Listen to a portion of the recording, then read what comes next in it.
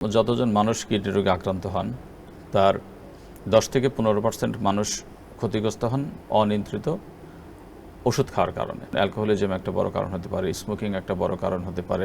আমরা ফাস্ট ফুডের প্রতি বেশি ঝুঁকে যাচ্ছি, এরপরে হচ্ছে ঔষধ, অনিয়মিত ঔষধ সেবন, এসব বিষয় থেকে কিডনি রোগের ড্যামেজ হওয়ার পরিসংখ্যানটা কেমন আসলে?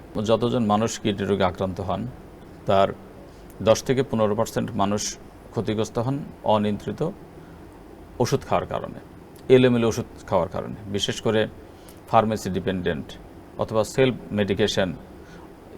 ইচ্ছা করে ব্যথার ওষুধ খান, ইচ্ছা করে অ্যান্টিবায়োটিক খান, দীর্ঘদিন যাবৎ গ্যাসের বড়িও খান, নানাবিধ ওষুধ। এছাড়াও অল্টারনেটিভ মেডিসিন যেগুলো আছেন, অনেকে মনে করেন এলোপ্যাথি, অনেক পার্শ্ব প্রতিক্রিয়া আছে, তাদের ধারণা হোমিওপ্যাথি, আয়ুর্বেদিক, ইউনানি, কবিরাজি, গাছন্ত ওষুধ এগুলো কোনো ক্ষতি করে না।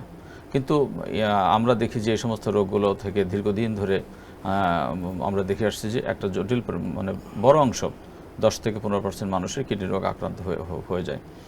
সেই সমস্ত ক্ষেত্রে আসলে নির্দেশিকাটা যদি এমন হয় এবং সরকারিভাবে নির্দেশনাও যদি এমন হয় যে ডক্টরের পরামর্শ ব্যতিরেকে বা প্রেসক্রিপশন ছাড়া ওষুধ সেবন বন্ধ করা, কারণ আমরা তো নিয়ম না করলে মানতে পারবো না, অথবা যদি ব্যক্তি সচেতন হয়ে যে আমি ডাক্তারকে না দেখি কোনো ওষুধ খাবো না, এটার ভালো পদ্ধতি হতে পারে।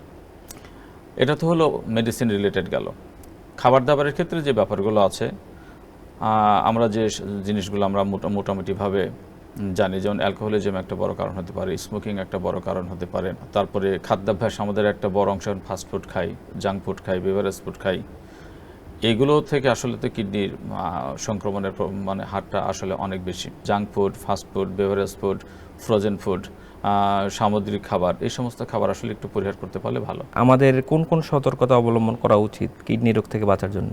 কিডনি রোগ থেকে বাঁচার জন্য আসলে মূলত কাজ হলো দুইটা। নাম্বার 1 কাজ হচ্ছে বয়স ভিত্তিক একটা নির্দিষ্ট সময় পরপর ডাক্তারের শরণাপন্ন হয়ে কমপক্ষে 3টা পরীক্ষা করে চেক করা তার কিডনির কোনো অপ্রকাশিত অসুখ আছে কিনা। কারণ আমরা বলছি আগেই যে আসলে এটা কোনো লক্ষণ থাকে না দীর্ঘদিন পর্যন্ত।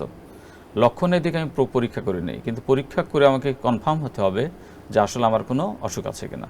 এটা বছরে একবার, 6 মাসে একবার, যারা বয়স্ক পেশেন্ট তারা 3 মাসে একবার করে দেখতে পারেন। 3টি পরীক্ষা লাগবে।